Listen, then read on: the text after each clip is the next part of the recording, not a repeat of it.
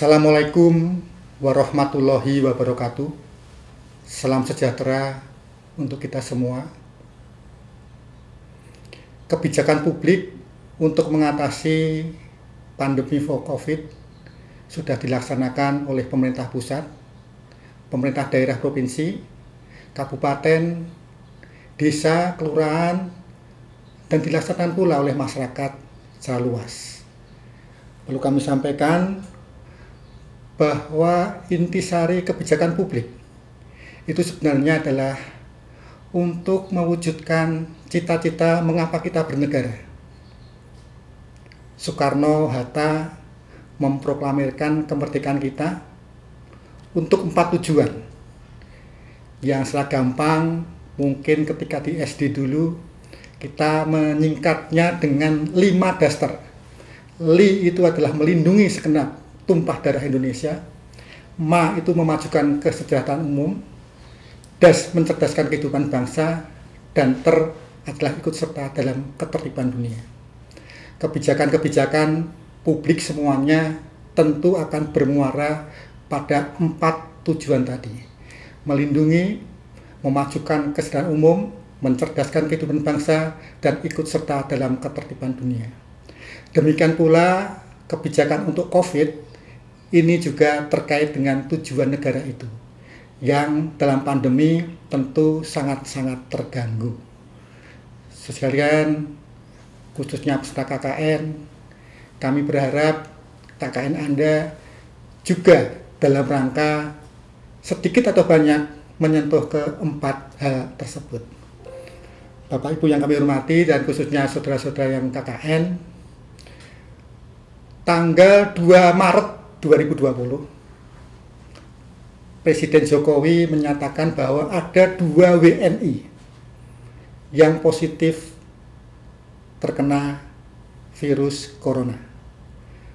Dampak dari pernyataan ini luar biasa. Beberapa jam berikutnya kita tahu di Jakarta terjadi panik buying. Seluruh barang-barang pokok, mie instan, beras, minyak, gula, dan sebagainya diborong semuanya. Supermarket habis. Ini yang terjadi di Jakarta. Namun ini tidak terjadi di Yogyakarta, karena memang karakter masyarakat kita berbeda dengan masyarakat Jakarta. Kita tidak suka borong-borong, hati kita cukup adem, ora gumunan, ora kagetan, dan itulah barangkali ketika mahasiswa KKN di desa, sikap-sikap hidup semacam itu perlu terus dipupuk dan dilestarikan. Ora gumunan, ora kagetan, seperti itu. Dan kemudian kita tahu bersama bahwa masker, hand sanitizer, termometer langka di pasaran. Kalaupun ada, harganya sudah berkali-kali lipat, bisa puluhan kali lipat. Masker yang sebelumnya sekitar 45.000 bisa menjadi ratusan ribu. Untung sekarang ada penggantinya, masker kain yang dibuat oleh UKM kita. Sehingga masker medis harganya kembali menuju ke normal lagi. Demikian pula hand sanitizer, sekarang sudah tidak melompat lagi harganya, digantikan dengan sabun cuci biasa. Jadi ada perkembangan pengetahuan, ada perkembangan kebijakan terkait dengan langkah-langkah apa yang perlu dilakukan untuk COVID ini. Kita paham betul bahwa COVID ini yang pertama kali adalah problem kesehatan. Tapi kemudian beriring waktu problem kesehatan ini akan beranjak menjadi problem sosial dan problem ekonomi. Dan kemudian kalau problem sosial dan ekonomi ini tidak teratasi, barangkali bisa menyangkut problem keamanan. Kalau perut sudah lapar, tidak ada pekerjaan, ya tentu saja kemungkinan-kemungkinan berbuat tidak baik menjadi muncul. Dan Bapak Ibu yang kami hormati, khususnya mahasiswa KKN, kalau problem keamanan ini terjadi dan berkepanjangan, tentu yang kita khawatirkan akan merembet ke problem politik. Dan ini kita wajib hindari. Cukup COVID-19 sampai kepada problem sosial dan ekonomi saja. Syukur-syukur bisa cepat teratasi. Saudara sekalian, kalau kita bicara problem-problem tadi, tentu ibarat kita bermain puzzle. Masih ada hal-hal yang perlu kita samakan warnanya. Namun demikian, ada 3 hal terkait dengan penanganan COVID.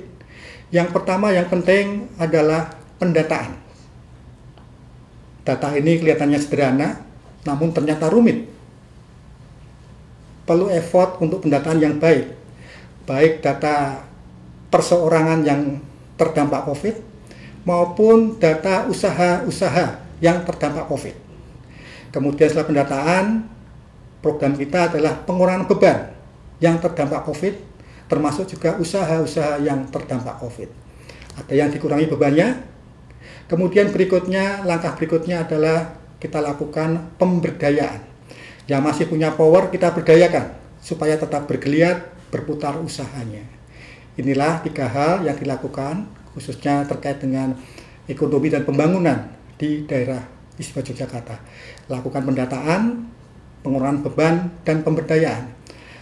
Masa yang KKN nanti juga bisa mengadop pola ini. Lakukan pendataan, kurangi beban, dan pemberdayaan di objek ataupun tempat wilayah KKN Anda.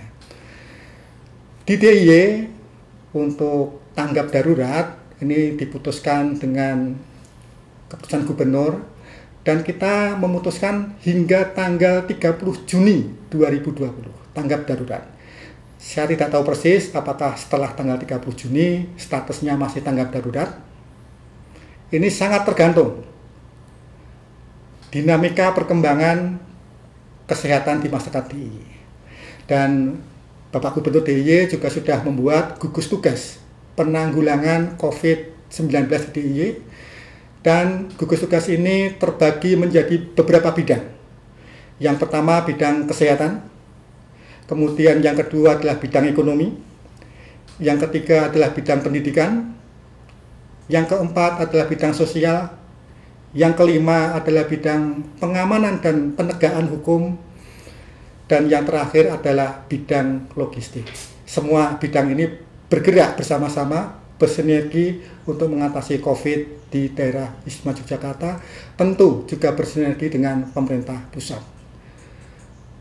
Dan terkait dengan anggaran, kalau kita bicara anggaran itu ibarat batu, ada support anggaran, kemudian ada pendapatan belanja dan belanja daerah, dan ini kita berusaha menyimbangkan karena kita tahu bersama pajak-pajak daerah di era COVID ini sulit masuk. Banyak pajak-pajak yang tidak masuk, sehingga anggaran daerah juga harus ditata sedemikian rupa, perlu refocusing agar supaya bisa tertuju pada hal-hal yang sangat-sangat substansial untuk mengatasi gejolak masyarakat maupun untuk mengatasi kesehatan masyarakat yang sedang terguncang oleh epidemi COVID ini. Saudara sekalian, tentu kita paham betul bahwa anggaran pendapatan daerah ini juga harus kita jaga agar supaya tetap seimbang. Dan sekalian, kalau kita bicara soal daya tahan finansial keluarga di masyarakat DIY, ini kita bagi, ada keluarga yang hanya mampu bertahan tidak bekerja di luar rumah, itu kurang dari 1 bulan. Kurang dari 1 bulan ini mungkin hanya sehari saja, mungkin seminggu saja, mungkin 2 minggu, mungkin 3 minggu, mungkin 1 bulan.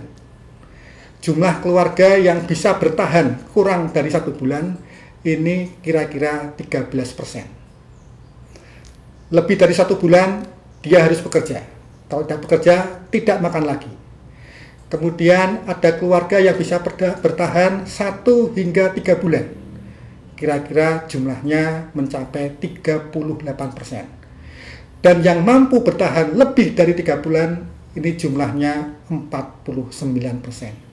Jadi kalau COVID-19 sudah berlangsung di Indonesia sejak awal Maret, saat ini sudah di akhir bulan Juni, kira-kira sudah banyak keluarga yang tidak bisa bertahan lagi. Mereka kalau tidak bekerja di luar rumah, ya mungkin harus jual aset, jual kendaraan, jual perhiasan, atau harus menerima bantuan. Inilah kira-kira kondisi real pengaruh sosial dan ekonomi terhadap keluarga di daerah Wisma Yogyakarta. Nah, untuk itu kiranya kita harus bercermin pada teori Abraham Maslow bahwa kebutuhan dasar yang berupa sandang dan pangan ini adalah kebutuhan yang paling dasar. Sebelum terpenuhi kebutuhan ini, masyarakat, orang tidak akan berpikir tentang kebutuhan rasa aman, apalagi kebutuhan cinta, apalagi kebutuhan harga diri, apalagi kebutuhan untuk aktualisasi diri. Nah, kira-kira itu yang perlu kita sampaikan, dan tentu DIY harus menjaga agar harga-harga bahan pokok tetap terjangkau di masyarakat, mudah dibeli, ketersediaannya cukup. Dan ini kami punya tim pengendali inflasi DIY yang punya program 4K. K yang pertama itu adalah menjamin ketersediaan pasokan barang-barang pokok. K yang kedua adalah barang pokok itu harganya bisa terjangkau. K yang ketiga, distribusinya lancar. Dan yang K yang keempat adalah komunikasinya efektif. Terkait dengan ini, kami juga membuat toko tani Indonesia di Dinas Pertanian yang menjual harga produk pertanian di bawah harga pasar umumnya. Silakan datang ke toko tani Indonesia, letaknya di sebelah timur Stadion Mandala Krida. Kemudian kami juga bekerjasama dengan Bulog membuat rumah pangan kita. Di DIY, di 4 kabupaten 1 kota sudah tersebar 6.913 rumah pangan kita. Silakan kalau membutuhkan pangan, datang ke rumah pangan kita.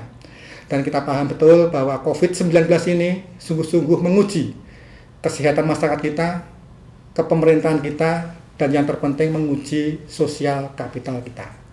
Nah, Bapak Ibu yang kami hormati, khususnya mahasiswa KKN, ini pesan dari Bapak Gubernur bahwa virus corona ini merupakan cobaan dari Tuhan Yang Maha Kuasa. Semoga itu semua segera berakhir dan kita bangkit kembali. Dan kalau kita bicara soal kebijakan publik itu ada yang ada di atas permukaan yang terlihat maupun yang tidak terlihat, seperti gunung es semacam ini. Yang terlihat itu adalah regulasi, aturan, maupun programnya.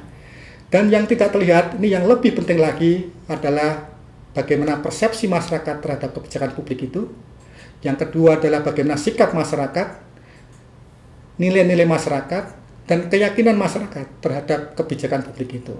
Tentu hal ini akan berpengaruh terhadap sukses tidaknya, berhasil tidaknya tujuan kebijakan publik dilakukan, termasuk dalam mengatasi virus COVID Corona-19. Saya mengucapkan selamat kepada seluruh mahasiswa KKN Angkatan ke-37 Universitas Mercu Buana Yogyakarta. Kami yakin KKN Anda sangat bermanfaat bagi masyarakat daerah Istimewa Yogyakarta. Selamat ber-KKN. Wassalamualaikum warahmatullahi wabarakatuh.